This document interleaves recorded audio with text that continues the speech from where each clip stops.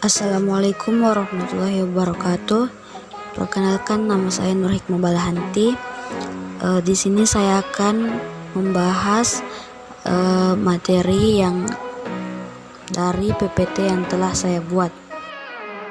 Adapun beberapa materi pembahasannya yaitu yang pertama, konsep dasar dan sejarah perkembangan komputer. Yang kedua, perkembangan komputer dari masa ke masa. Yang ketiga, jenis-jenis dan penggolongan komputer. Yang keempat, membahas apa itu alat input, output, dan alat proses. Yang kelima, membahas komponen-komponen hardware, part-part komputer, dan media komputer. Yang keenam, yaitu membahas fungsi dan kegunaan perangkat lunak. Yang ketujuh, membahas aplikasi pengolahan data menggunakan Microsoft Word. Yang kedelapan, membahas aplikasi pengolahan data menggunakan Microsoft Excel. Yang kesembilan, membahas aplikasi pengolahan data menggunakan Microsoft PowerPoint. Yang kesepuluh, membahas aplikasi internet, yaitu pemanfaatan pengenalan email, jejaring sosial, serta browsing. Dan yang terakhir, membahas tentang peranan sistem informasi dalam bisnis. Pembahasan yang pertama yaitu konsep dasar dan sejarah perkembangan komputer. Komputer adalah suatu perangkat elektronik yang dapat digunakan untuk mengolah data sesuai dengan prosedur yang telah dirumuskan sebelumnya, sehingga menghasilkan informasi bermanfaat bagi penggunanya.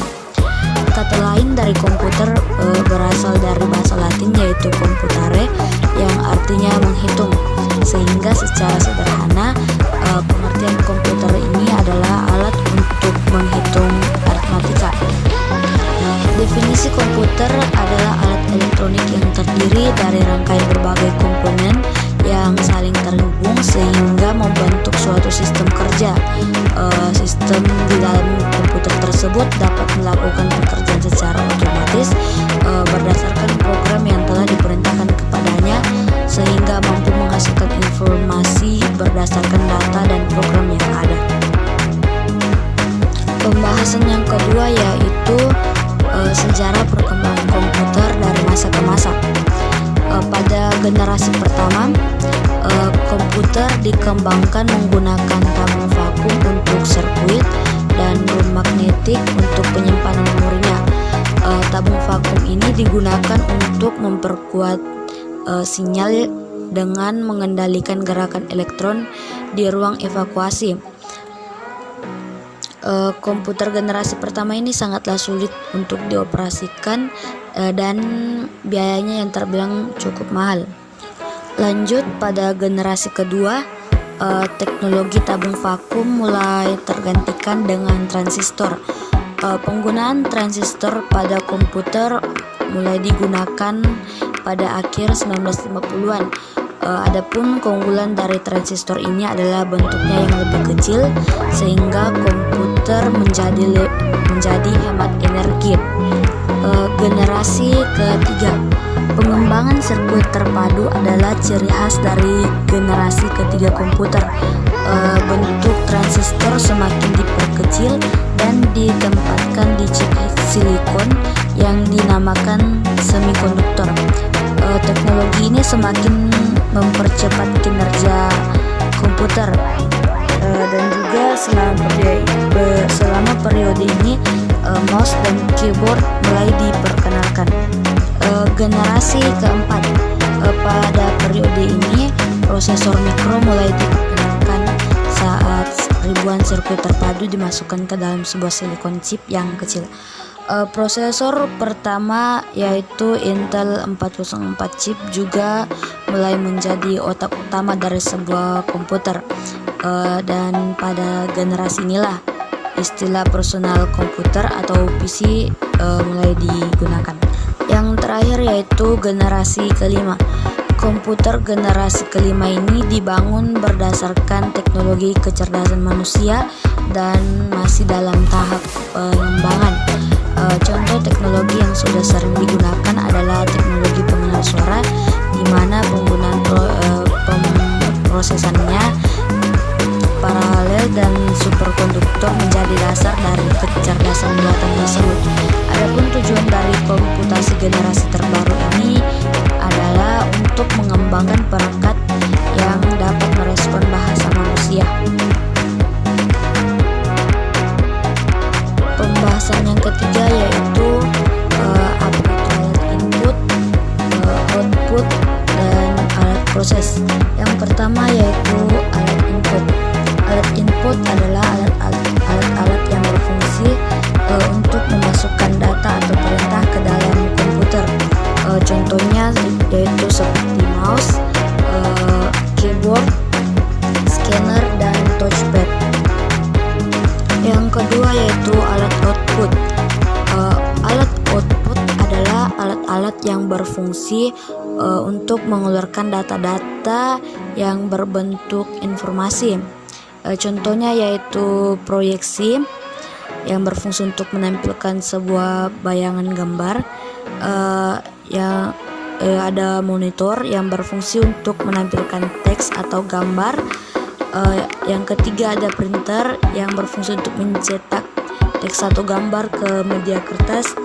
Dan yang terakhir ada speaker yang berfungsi untuk memberikan informasi dalam bentuk suara. Yang terakhir yaitu alat proses. Alat proses adalah alat-alat yang berfungsi untuk mengolah data ke dalam komputer setelah mengalami proses input. Contohnya yaitu CPU yang berfungsi sebagai otak dan pengendali proses kinerja komputer. Yang kedua ada ALU atau Arithmetic Logical Unit yang berfungsi untuk melakukan suatu proses data yang berbentuk angka dan logika. Yang ketiga ada motherboard yang berfungsi sebagai pusat pengendali yang mengatur kerja dari semua komponen yang terpasang pada komputer. Yang terakhir ada hard disk berfungsi untuk menjalankan seluruh sistem operasi dan mekanisme kerja serta menyimpan setiap data dan informasi. Pembahasan yang kelima yaitu komponen-komponen hardware, part-part komputer, dan media komputer. Yang pertama yaitu hardware komputer. Hardware adalah komponen fisik yang bisa membentuk sebuah sistem komputer itu sendiri.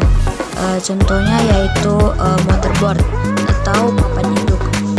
Motherboard ini merupakan perangkat keras pada sistem komputer yang berfungsi sebagai tempat untuk menyimpan berbagai macam komponen pada komputer seperti prosesor yang memiliki fungsi untuk mengontrol keseluruhan jalannya suatu sistem. Yang kedua ada RAM atau Random Access Memory, merupakan tempat yang digunakan untuk menyimpan data sementara. Yang ketiga ada slot memory, yaitu digunakan untuk menyimpan memori di mana letaknya bersebelahan dengan soket prosesor. Contoh hardware kedua yaitu hard disk atau yang biasanya juga dikenal dengan HDD, yaitu perangkat keras pada komputer yang mempunyai fungsi sebagai media penyimpanan sekunder. Di dalam hard disk terdapat lebih dari satu piringan di mana yang mempunyai fungsi untuk menampung data-data dan dengan menggunakan sistem magnetis. Adapun beberapa fungsi dari hard disk diantaranya yaitu yang pertama digunakan untuk menyimpan musik, yang kedua berfungsi untuk menyimpan dokumen, yang ketiga berfungsi untuk menyimpan gambar maupun video. Contoh hardware yang ketiga yaitu PC cooler atau heatsink. Perangkat keras yang satu ini memiliki fungsi untuk mengurangi panas yang dihasilkan oleh sebuah PC ketika tengah dioperasikan. Contoh hardware yang keempat yaitu monitor, di mana monitor ini merupakan perangkat keras yang masuk ke dalam golongan output yang berfungsi untuk menampilkan hasil dari pengolahan data yang bisa berupa grafis. Yang kelima ada solid state drive atau SSD. SSD ini adalah inovasi terbaru dari penyimpanan hard disk, yang mana menjadi media penyimpanan yang menggunakan jenis memori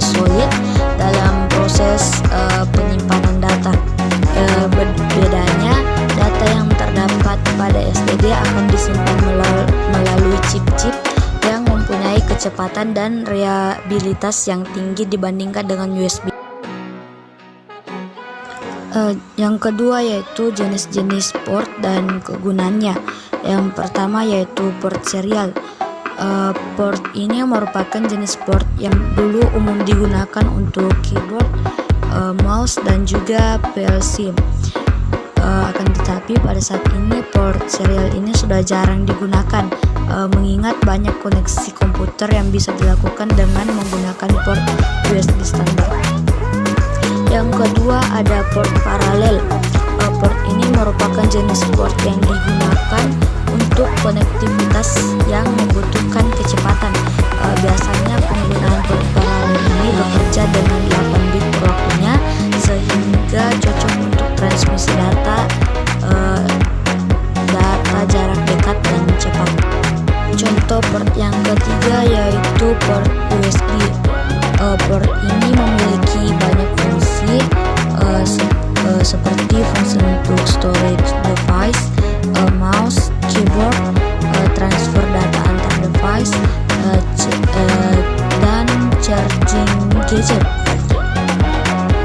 Karena fungsi yang universal ini, maka port USB tidak hanya berada pada komputer atau laptop, namun banyak juga digunakan pada media player seperti televisi, handphone, hingga head unit pada sebuah mobil. Contoh port yang keempat yaitu port VGA.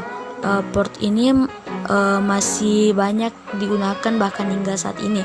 Port ini berfungsi untuk mentransmisikan data grafik dari sebuah komputer menuju display atau output.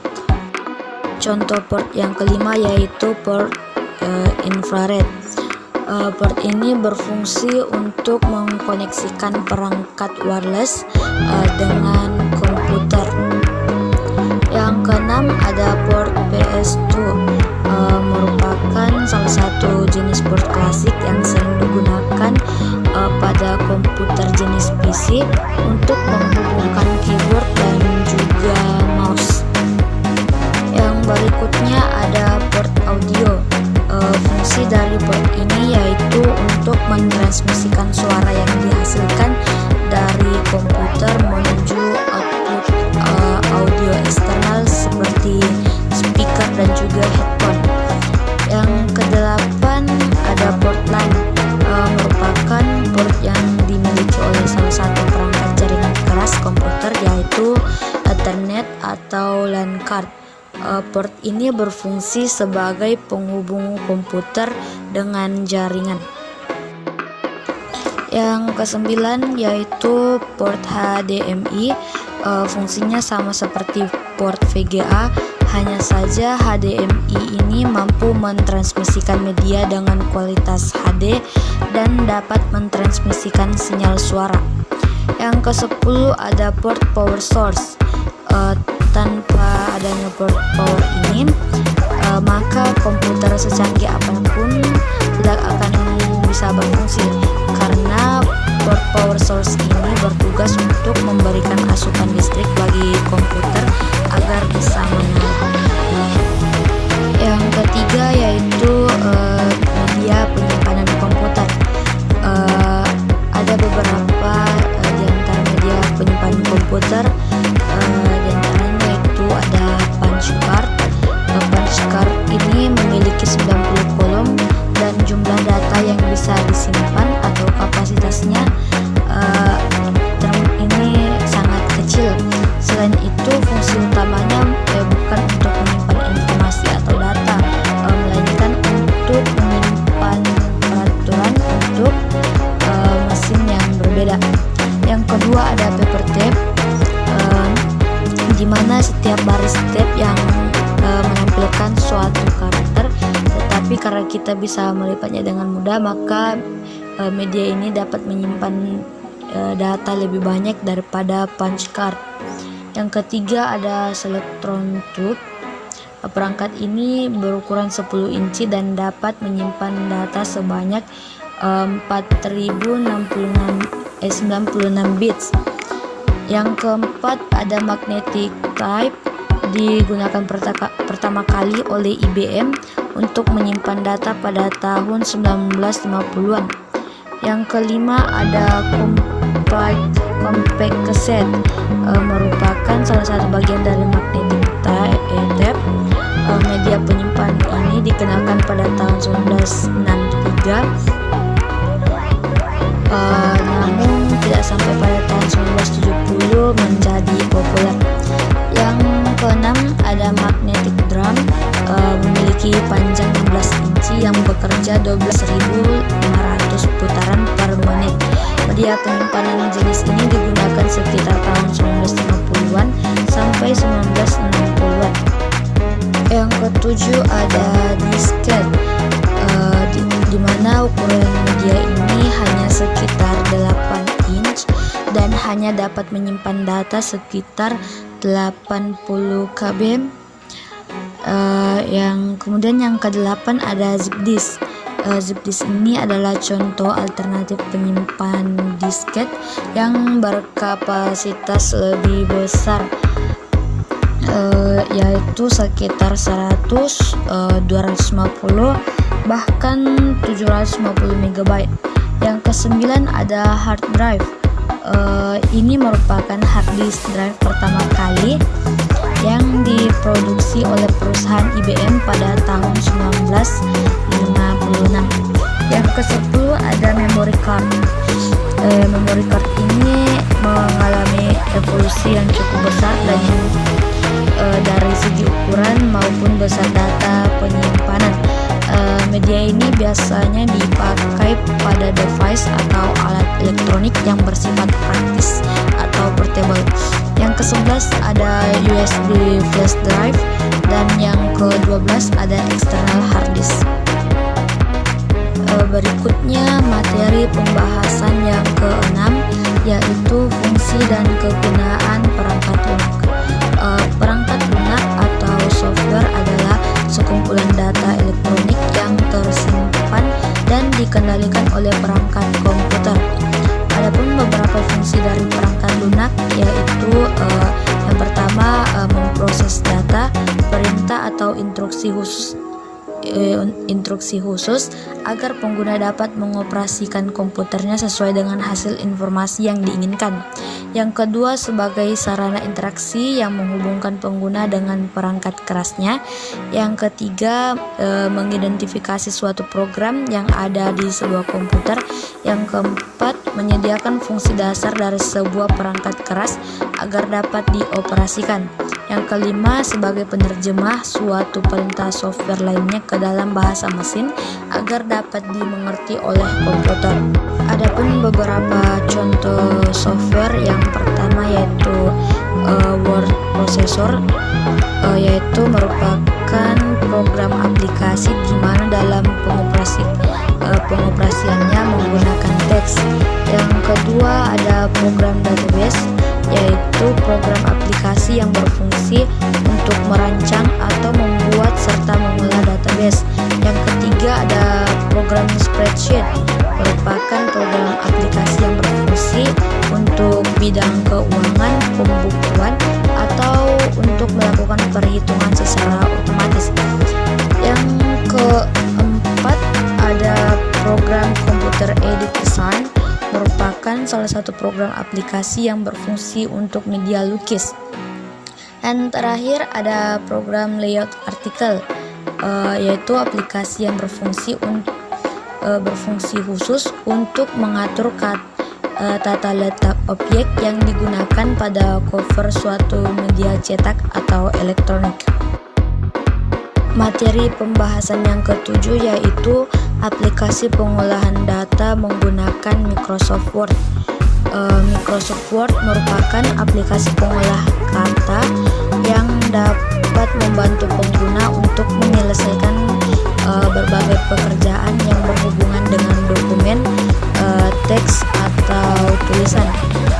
Adapun beberapa manfaat Microsoft Word, yang pertama yaitu memudahkan penggunanya untuk mengolah data kata. Yang kedua dapat meminimalisir kesalahan penulisan. Yang ketiga penggunaan lebih fleksibel. Yang keempat memiliki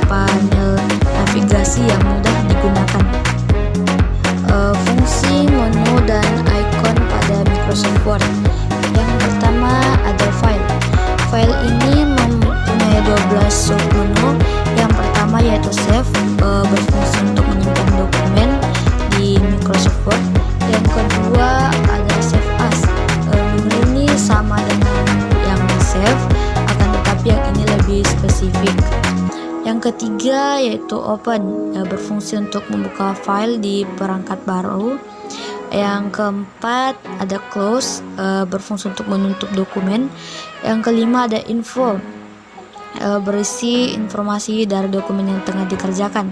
Yang keenam ada recent, berfungsi untuk memunculkan daftar dokumen yang pernah dibuka. Yang ketujuh ada new, yaitu membuka atau membuat lembar kerja baru. Yang kedelapan ada print, berfungsi untuk mencetak atau memprint dokumen. Yang kesembilan ada save and send, digunakan untuk menyimpan dokumen dan kemudian mengirimkannya ke blog. Yang ke-10 ada help, yaitu menu bantuan. Yang ke-11 yaitu option, berisi berbagai menu untuk melakukan penyesuaian tampilan. Yang terakhir yaitu exit, berfungsi untuk menutup dan keluar dari aplikasi Microsoft Word. Menu yang kedua yaitu home. Menu ini memiliki 5 submenu. Yang pertama yaitu clipboard. Di dalamnya terdapat icon paste yang berfungsi untuk menempelkan teks atau objek yang telah disalin. Yang kedua ada copy, berfungsi untuk menyalin atau mengcopy teks atau objek. Yang ketiga ada cut, memotong atau sekaligus memindahkan teks atau objek. Yang terakhir ada format painter, yaitu meniru alias menyalin format sebuah halaman lembar kerja untuk digunakan pada halaman lain. Yang kedua ada font, digunakan untuk mengatur huruf dan angka seperti jenis, ukuran, warna, dan lain-lain.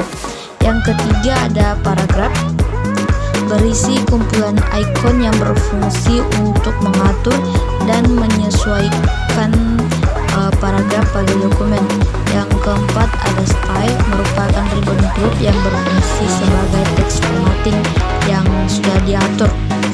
Yang kelima ada editing, yaitu submenu yang berisi icon untuk melakukan editing pada dokumen.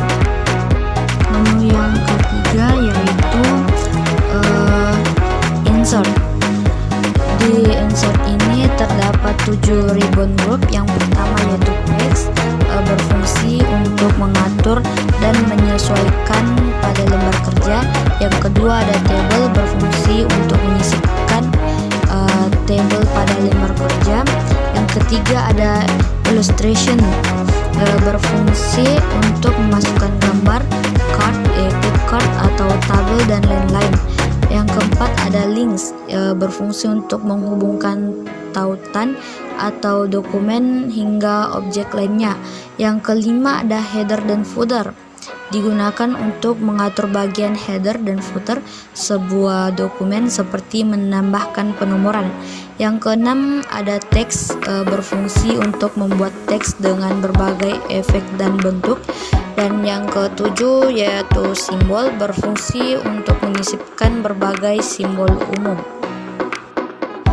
Menu yang keempat yaitu page layout.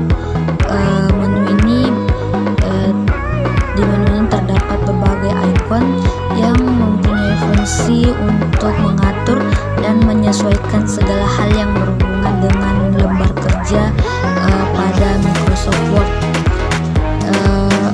Menu yang kelima yaitu reference. Bagian yang pertama yaitu ada table of contents, berfungsi untuk membuat dan mengolah daftar isi pada dokumen. Yang kedua ada footnote, berfungsi untuk membuat catatan kaki pada bagian bawah halaman. Yang ketiga ada citation dan biografi, berfungsi untuk menyisipkan kutipan langsung pada daerah yang dipilih. Icon yang berikutnya yaitu caption, berfungsi untuk menambahkan keterangan pada ilustrasi atau gambar yang sudah ada. Yang selanjutnya yaitu ada index, berfungsi untuk menandai masukan baru dalam sebuah dokumen pada Microsoft Word. Menu yang keenam yaitu my links. Menu ini digunakan untuk membuat membuat surat dalam jumlah yang banyak sekaligus. Menu yang ketujuh yaitu review, berfungsi untuk meninjau lembar kerja mulai dari pengecekan spelling hingga grammar yang berkaitan dengan tata bahasa. Menu yang ke-8 yaitu view, digunakan untuk melihat tampilan lembar kerja seperti untuk melihat dokumen dalam tampilan 2 halaman atau lebih. Materi pembahasan yang ke-8 yaitu aplikasi pengolahan data menggunakan Microsoft Excel. Microsoft Excel adalah sebuah program aplikasi lembar kerja yang dibuat dan didistribusikan oleh Microsoft Corporation untuk sistem operasi Microsoft Windows dan Mac OS. Aplikasi ini memiliki fitur kalkulasi dan pembuatan grafik yang dengan menggunakan strategi marketing menjadikan Microsoft Excel sebagai salah satu program komputer yang populer dan banyak digunakan dalam komputer mikro hingga saat ini. Adapun beberapa fungsi dan kegunaan dari Microsoft Excel ini yaitu yang pertama, melakukan perhitungan aritmatika dan statistika. Yang kedua, membuat berbagai macam grafik dan diagram. Yang ketiga, membuat catatan keuangan, anggaran, serta menyusun laporan keuangan. Yang keempat, menghitung dan mengelola investasi, pinjaman, penjualan, inventaris, dan lain-lain. Yang kelima, melakukan analisa serta riset harga. Yang keenam, membuat daftar hadir serta daftar nilai di sekolah maupun di universitas. Yang ketujuh, melakukan konversi mata uang, dan masih banyak kegunaan yang lain. Adapun menu dan fungsi yang terdapat pada Microsoft Excel, yang pertama yaitu ada title bar, merupakan menu yang menampilkan informasi berupa identitas program serta berkas aktif yang sedang dibuka. Yang kedua ada tab menu, merupakan deretan menu yang terletak pada bagian atas yang berisi instruksi yang dapat digunakan. Yang ketiga ada toolbar atau ribbon, menampilkan berbagai ikon yang telah dipilih oleh pabrik atau pengguna untuk memudahkan eksekusi perintah. Yang keempat ada formula bar, merupakan sebuah kotak yang dapat digunakan untuk memasukkan rumus yang ingin digunakan. Menu yang kelima yaitu kolom, merupakan kumpulan sel yang disusun secara vertikal. Yang keenam yaitu zoom dan layout, berfungsi untuk memudahkan pengguna dalam mengakses zoom, yaitu memperbesar tampilan ukuran kertas agar dapat mempermudah dalam bekerja. Yang ketujuh yaitu worksheet tab, merupakan informasi yang menunjukkan lembar kerja yang digunakan, baik yang aktif maupun yang tidak. Menu yang ke-8 yaitu line name, baris ini berkaitan dengan nama kolom yang nantinya akan digunakan untuk menamai posisi kursor yang aktif yang muncul pada name box. Menu yang ke-9 yaitu menu bar. Di menu bar ini terdapat beberapa ikon. Yang pertama yaitu file, berfungsi untuk mengakses file secara umum seperti add new file, open file, save file, dan lain sebagainya. Yang kedua ada home, berisi peraturan secara keseluruhan yang paling sering diakses seperti mengatur jenis huruf, ukuran, posisi teks, dan lain-lain. Yang ketiga ada insert, berfungsi untuk menginput atau membuat objek seperti card, tabel, insert shape, picture, dan lain-lain. Yang keempat ada page layout, berfungsi untuk mengatur tampilan halaman termasuk juga mengatur dan memilih ukuran kertas yang akan digunakan. Yang ketujuh yaitu formula. Menu ini seluruh formula-formula atau rumus yang terdapat pada Excel, mulai dari penjumlahan hingga fungsi makro yang cukup rumit. Yang kedelapan ada data yang berfungsi untuk mengatur data yang terdapat pada box, seperti untuk sort data, filter, remove, duplicate, dan lain-lain. Berikutnya ada review. Icon ini berfungsi untuk mereview seperti cek spelling, memasukkan komentar, dan lain-lain. Yang terakhir yaitu view. Menu ini diakses ketika bermaksud akan memunculkan atau mengaktifkan menu lain yang belum aktif di lembar kerja, seperti fungsi freeze halaman. Materi pembahasan yang ke-9 yaitu aplikasi pengolahan data menggunakan Microsoft PowerPoint.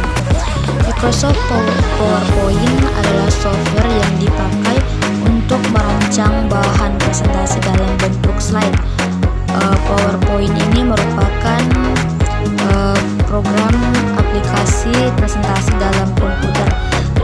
Dengan bantuan software yang satu ini, seseorang bisa membuat bentuk presentasi profesional dengan mudah, di mana presentasi tersebut dapat digunakan sebagai bahan pembelajaran. Adapun beberapa fungsi dari Microsoft PowerPoint ini yaitu yang pertama, memudahkan penggunanya mengatur materi yang hendak disampaikan. Yang kedua, membuat audiens lebih gampang memahami materi presentasi karena hanya menampilkan poin-poin utama yang disuguhkan dalam bentuk slide. Yang ketiga yaitu membuat penyajian materi lebih berkesan, apalagi jika penggunanya menambahkan animasi-animasi di dalamnya. Adapun beberapa bagian-bagian dari Microsoft PowerPoint ini, yang pertama yaitu tombol Office. Tombol Office ini adalah tombol-tombol yang dipakai dalam mengakses perintah dasar yang berhubungan dengan dokumen. Contohnya yaitu membuat, membuka, menyimpan, mencetak, dan lain-lain. Yang kedua ada Quick Access Toolbar, yaitu icon-icon yang dipakai dalam mengakses perintah penggunanya secara cepat. Yang ketiga ada tab menu. Tab menu ini berisi menu-menu yang menunjukkan perintah-perintah untuk mengolah sebuah dokumen. Yang keempat ada title bar. Title bar adalah nama file dokumen yang sedang dibuka. Yang kelima yaitu ribbon, yaitu menu yang terletak dari perintah-perintah menu utama program. Yang keenam yaitu situs bar. Situs bar adalah menu yang dipakai untuk menunjukkan status dokumen, contohnya tema atau jumlah slide yang dipakai. Yang ketujuh yaitu Notepad, yaitu menu yang dipakai sebagai penampil catatan dalam slide. Yang kedelapan yaitu slide area, yaitu menu yang dipakai sebagai penampil slide dari dokumen. Yang kesembilan ada tombol view, yaitu menu yang dipakai sebagai pengatur tampilan slide. Dan yang terakhir yaitu zoom controls, yaitu menu yang dipakai untuk mengatur ukuran slide, zoom in untuk memperbesar, dan zoom out untuk memperkecil. Materi pembahasan yang ke-10 yaitu aplikasi internet, pemanfaatan pengenalan email, jejaring sosial, serta browsing. Interconnection networking atau yang sering biasa disebut dengan internet adalah suatu jaringan yang terhubung menggunakan standar sistem global sebagai pertukaran paket untuk melayani berjuta-juta atau lebih orang-orang atau pengguna yang menggunakan internet. Adapun fungsi dan tujuan dari internet ini yaitu yang pertama memudahkan untuk mengakses informasi, yang kedua memudahkan komunikasi, dan yang ketiga memudahkan dalam pekerjaan. Adapun manfaatnya yang pertama untuk bisnis, dengan menggunakan proses online, pembeli dapat dengan mudah memilih barang dan toko yang diinginkan tanpa harus datang untuk membeli secara langsung. Yang kedua, internet dengan metode belajar online memudahkan siswa maupun mahasiswa dalam berinteraksi dan mempelajari pelajaran yang diinginkan secara otodidak. Yang ketiga yaitu manfaat internet untuk sarana hiburan, yaitu dengan mencari informasi secara cepat dan tepat.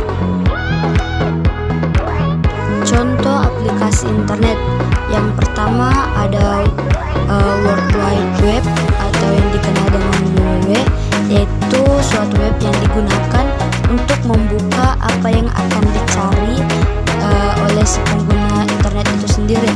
Biasanya web ini menggunakan format hypertext dan hypermedia dengan menggunakan HTML. Yang kedua ada electronic mail atau email. Email ini merupakan alat komunikasi yang murah dan cepat yang dapat menghubungkan antara pengguna internet dengan teman atau saudara lainnya yang sama-sama menggunakan aplikasi email ini.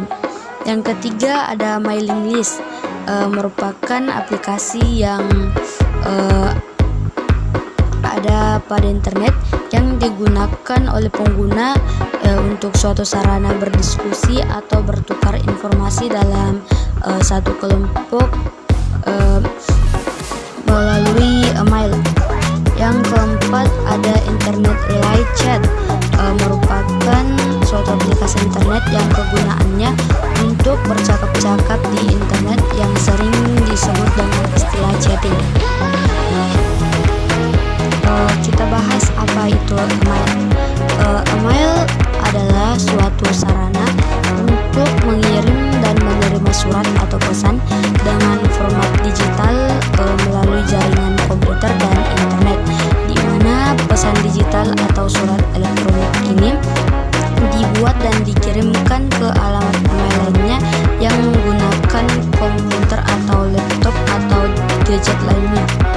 Adapun fungsi dan manfaat email, yang pertama yaitu mengirim dan menerima pesan, yang kedua mengirim dan menerima file, yang ketiga sebagai identitas diri di mana orang lain dapat menghubungi pengguna email melalui alamat email miliknya. Yang keempat, email untuk mendaftar di berbagai situs.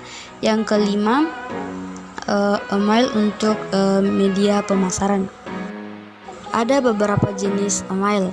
Yang pertama yaitu pop mail, yaitu jenis email yang didapatkan oleh pengguna dari internet service provider yang menjadi langganan atau alamat email pekerja yang diberikan perusahaan kepada pegawainya.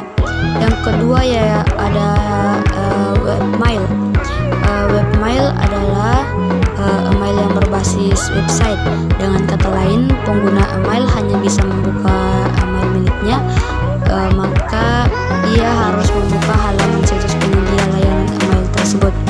Yang ketiga yaitu forward email, yaitu jenis layanan email yang memforward atau meneruskan email yang diterima pengguna ke alamat email yang lain. Biasanya forward email hanya digunakan oleh mereka yang sering berganti alamat email. Yang kedua yaitu pemanfaatan jejaring sosial. Jejaring sosial adalah suatu struktur sosial yang dibentuk dari simpul-simpul yang umumnya adalah individu atau organisasi yang dijalin dengan satu atau lebih tipe relasi spesifik seperti nilai, visi, ide, teman, keturunan, dan lain-lain. Di sini jejaring sosial lebih mengacu pada situs atau website yang digunakan sebagai tempat berkumpulnya orang banyak tanpa dibatasi dan memiliki jalur ikatan seperti keluarga, teman, rekan bisnis, dan lain-lain. Dalam bentuk yang paling sederhana, suatu jaringan jejaring sosial adalah peta serta semua ikatan yang relevan antara simpul yang dikaji. Adapun pemanfaatan jejaring sosial yaitu yang pertama, membantu mencari dan menggali informasi atau data dengan cepat. Yang kedua, memudahkan dalam memperoleh informasi sehingga manusia lebih mengetahui apa yang terjadi. Yang ketiga, memudahkan transaksi dalam bisnis. Yang keempat, dapat digunakan sebagai lahan informasi dalam bidang pendidikan, politik, kebudayaan, dan lain-lain. Yang kelima, sebagai media pertukaran data dengan para pengguna web di seluruh dunia. Yang ketiga yaitu browsing. Secara umum, pengertian browsing adalah suatu aktivitas yang dilakukan di dalam media internet dengan menggunakan aplikasi perangkat lunak yang bernama web browser atau sering disebut dengan browser. Adapun beberapa jenis browser diantaranya, yang pertama yaitu Firefox, yaitu penjelajah web antar platform gratis yang dikembangkan oleh Yayasan Mozilla dan ratusan sukarelawan.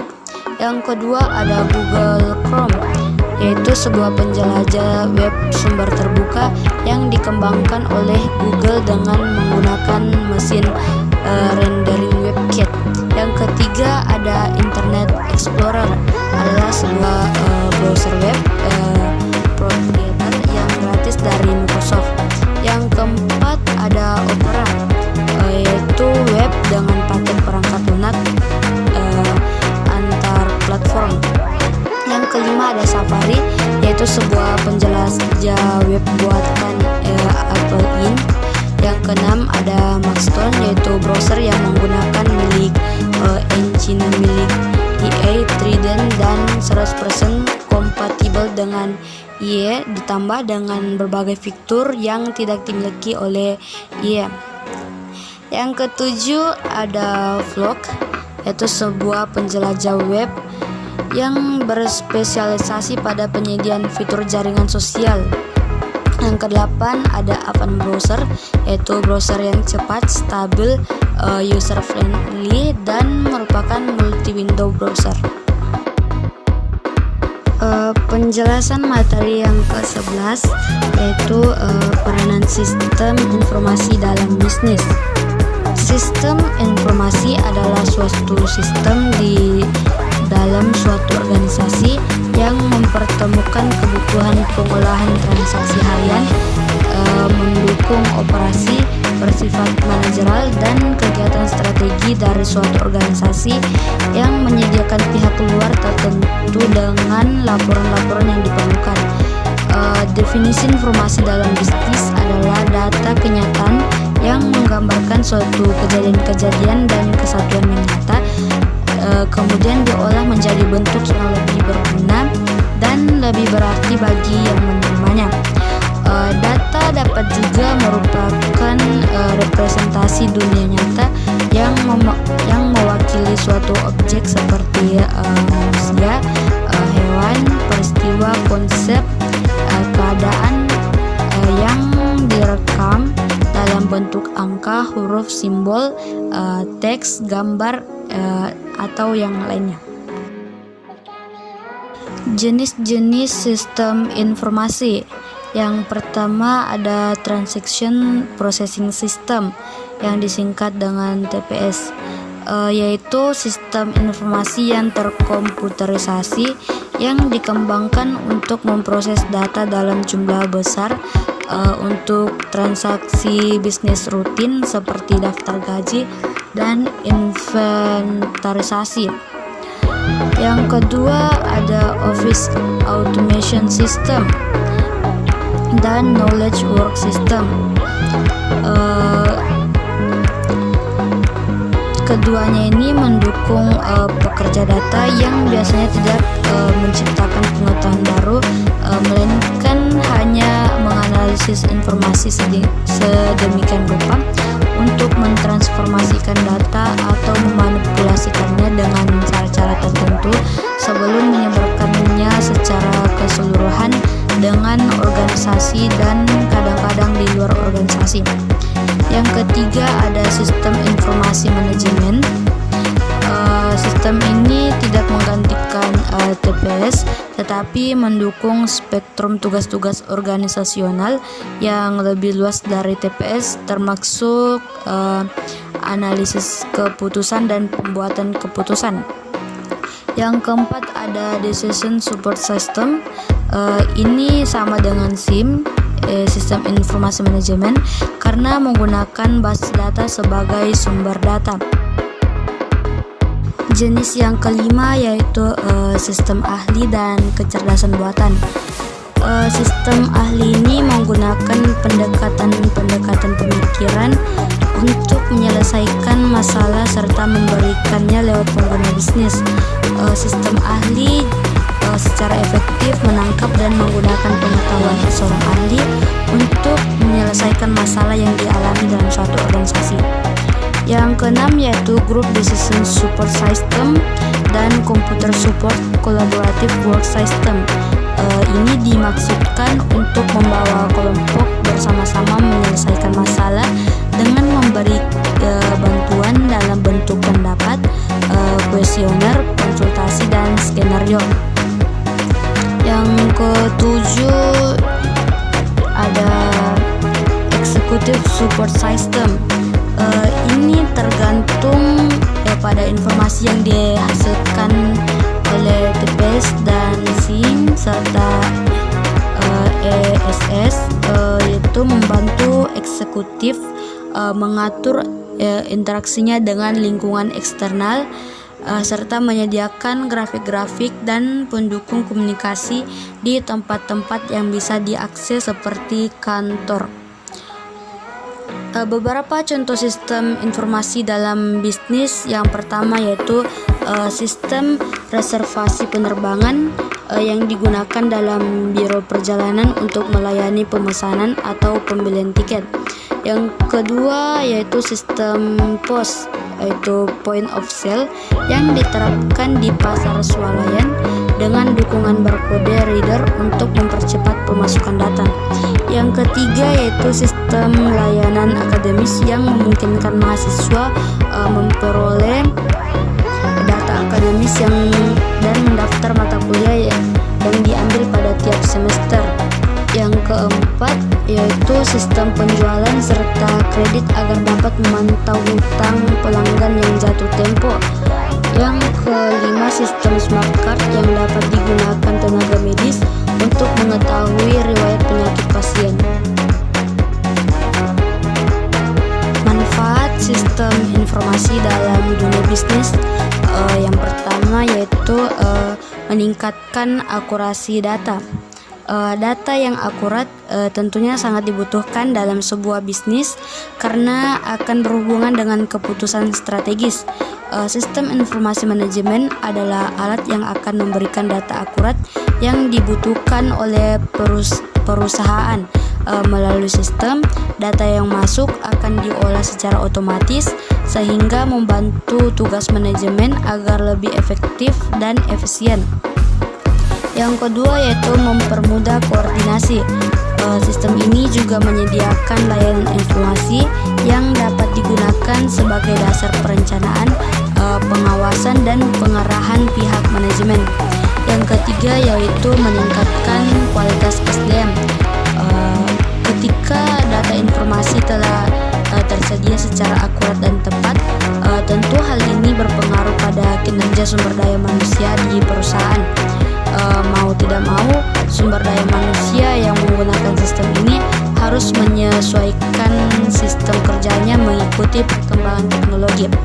Yang keempat yaitu menekan biaya operasional. Maksudnya yaitu ketika sistem informasi manajemen telah bekerja bagi bisnis, kesalahan yang terjadi akibat human error dapat diminimalisir, yaitu dengan minimnya kesalahan yang terjadi membuat produktivitas kerja sumber daya manusia yang ada menjadi meningkat. Secara bersamaan kondisi ini juga membuat biaya operasional yang dikeluarkan perusahaan akan berkurang. saya kira cukup sekian yang dapat saya sampaikan. Semoga apa yang saya paparkan dan menjelaskan bisa bermanfaat untuk kita semua. Saya akhiri dengan ucapan wassalamualaikum warahmatullahi wabarakatuh.